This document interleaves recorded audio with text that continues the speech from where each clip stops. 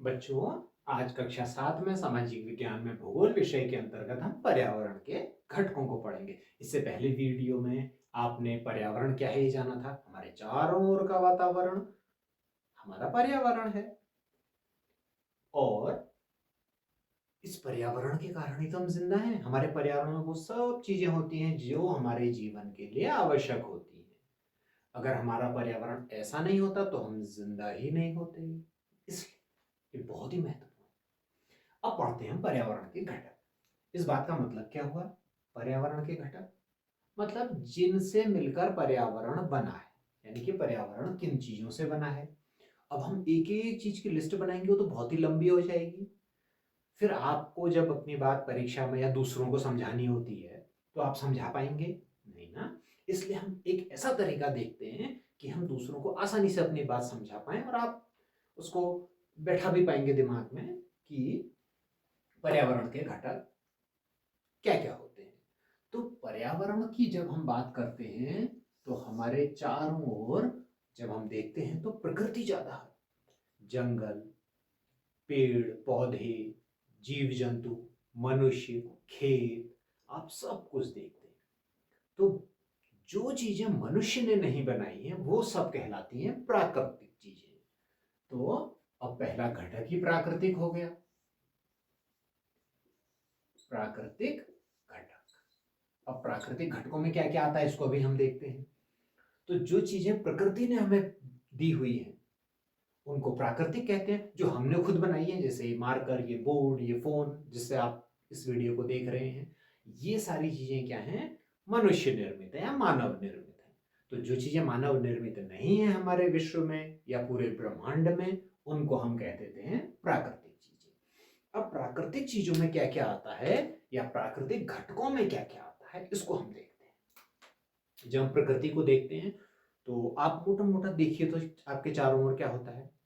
हाँ, जमीन होती है। जमीन को क्या कहते हैं? स्थल कह देते हैं हम। तो और क्या होता है? हवा होती है। बिल्कुल सही बात। उसको, हवा को हम क्या कहते हैं? वायु कहते हैं। और तीसरी चीज क्या होती है? पानी। उसको हम जल कहते हैं। तो इसके अलावा कोई कोई और चीज होती है? लगभग चीजें जो होती हैं वो इन तीन चीजों में बटी होती हैं। तो इसको हम कह देते हैं,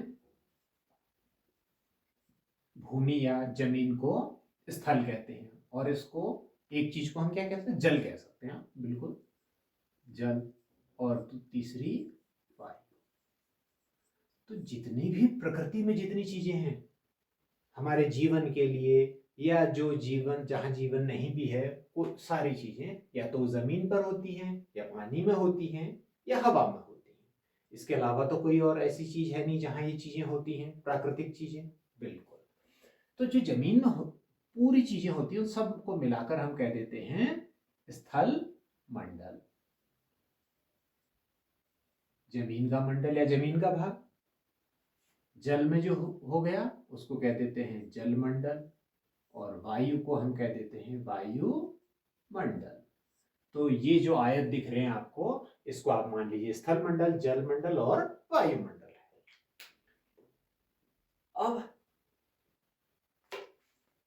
स्थल मंडल में सारी चीजें, अगर ये स्थल मंडल नहीं होता हमारे पर्यावरण में तो क्या हम होते? मनुष्य होते? नहीं। फिर तो जलीय जीव तो होते, जो जल में मछली वगैरह होते, वो तो हो सकती थी, लेकिन हम ऐसे नहीं होते। हम तो भूमि पर रहने वाले लोग कैसे होते? भूमि पर रहने वाले जंतु भी नहीं होते, भूमि पर रहने वाले पौधे भी नहीं होते। तो स्थल मंडल हमारे पर्यावरण का बहुत महत्वपूर्ण भाग है और हमारा अस्तित्व तो इसी से जुड़ा है, भूमि से। भूमि या स्थल एक ही बात है। दूसरी चीज है जलमंडल, पानी। ये हमारे जीवन के लिए भी आवश्यक है और जलीय जीवों के लिए भी आवश्यक है। और वायु, ये तो हमारे लिए तो बहुत ही आवश्यक है, पेड़ पौधों के लिए आवश्यक है। ठीक है। तो अब देखिए स्थल मंडल के अंतर्गत क्या क्या आता है। स्थल मंडल में पूरी पृथ्वी पर जितनी जमीन है, चाहे वो कोई देश हो, चाहे पठारी भाग हो, रेगिस्तानी भाग हो, मैदानी भाग हो, पर्वत हो, सब स्थल मंडल में आते हैं। ध्यान रखना इस बात को, ठीक है। दूसरा है जलमंडल। जितनी भी नदियां, तालाब, झीलें, सागर, महासागर, जितनी भी जल राशियां हैं, सब जलमंडल के अंतर्गत आती हैं। तो वायुमंडल में क्या आएगा? बिल्कुल सही बात, पृथ्वी के चारों ओर जो वायु का घेरा है, हमारे चारों ओर जो वायु है, वो सब वायुमंडल है। तो प्राकृतिक घटक जो है वो 3 भागों में फिर से बढ़ जाते हैं, स्थलमंडल, जलमंडल और वायुमंडल। अब इन तीनों जगहों पर, मतलब सारी पृथ्वी पर जहां जहां जमीन है, पूरी पृथ्वी पर जहां जहां जल राशियां हैं या पानी है, और जहां जहां हवा है, वहां पर या तो जीवन होगा या नहीं होगा। मतलब तीनों जगहों पर पेड़ पौधे, जीव जंतु, पक्षी, किसी भी तरह का जीवन या तो होगा या नहीं होगा। और इन तीनों के जिस जिस भाग में जीवन होता है,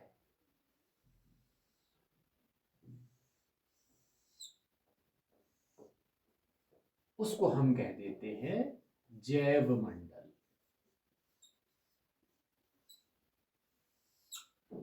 क्या कहते हैं उसको?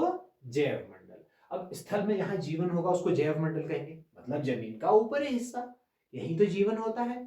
पृथ्वी के नीचे 50 किलोमीटर नीचे अगर हमने खोद दिया तो वहां पेड़ पौधे, जीव जंतु, ऐसी कोई चीज मिलेगी नहीं, तो वो जैव मंडल नहीं है, पृथ्वी का ऊपरी भाग। ऐसी जलमंडल, बहुत सी जगहें ऐसी होती हैं जहां पर जल में जीवन नहीं हो पाता है, या तो एक तरह का जो प्रदूषित जल है, बहुत बुरी तरीके से प्रदूषित जल, जहां जीवन हो ही नहीं पा रहा है, तो वो उसको जलमंडल में तो रखेंगे लेकिन जैव मंडल में नहीं रखेंगे। इसी तरह मृत सागर के बारे में आपने सुना होगा, वहां पर कोई भी जीव जंतु जिंदा नहीं रहता, उसके पानी में इतना नमक है, इतना खारा पानी है। कभी कभी जब बाढ़ आ जाती है उस क्षेत्र में, तब वहां कुछ बहुत ही सूक्ष्म जीव आ जाते हैं बहकर, नहीं तो सामान्य तौर पर वहां पर जीवन नहीं होता है। जलमंडल तो है लेकिन जैव मंडल का हिस्सा नहीं है। वायुमंडल, 25 किलोमीटर ऊपर अगर हम जाते हैं, वहां वायु तो होगी, थोड़ा बहुत विरल होगी बहुत, लेकिन वहां पर जीवन तो नहीं है। वायु में यहां पर जीवन है। तो स्थल मंडल, जल मंडल और वायुमंडल का वो भाग जहां जीवन होता है उसको हम जैव मंडल कह देते हैं। तो इस तरह प्राकृतिक घटक को हम, पर्यावरण के जो प्राकृतिक घटक हैं वो स्थल मंडल, जल मंडल और वायुमंडल है, और तीनों का वो हिस्सा जहां जीवन होता है उसको हम जैव मंडल कहते हैं। मतलब जिंदा जहां चीजें रहती हैं, पेड़ पौधे, जीव जंतु, ये सारी चीजें। अब तो प्राकृतिक चीजें भी 2 तरह की होती हैं, जीव और निर्जीव, या जीवी और अजीवी हम इनको कह सकते हैं। पत्थर अजीवी घटक है, मनुष्य जीवी घटक है, और पेड़ पौधे जीवी घटक हैं, चट्टाने अजीवी घटक हैं, पानी, बर्फ, वायु अजीवी घटक है, और जो छोटे छोटे सूक्ष्म जीव, कीड़े मकोड़े हैं, ये सब जीवी घटक हैं, पेड़ पौधे जीवी घटक हैं। तो इस तरीके से पर्यावरण के घटकों में प्राकृतिक घटक क्या होते हैं, स्थल मंडल, जल मंडल, वायुमंडल के अंतर्गत जैव मंडल कौन सा भाग होता है, ये हमने आज समझ लिया। अगले वीडियो में अब हमने यहाँ पर बात करी प्राकृतिक घटक की, तो जो प्राकृतिक नहीं है उनको देखेंगे। ठीक है, थैंक यू।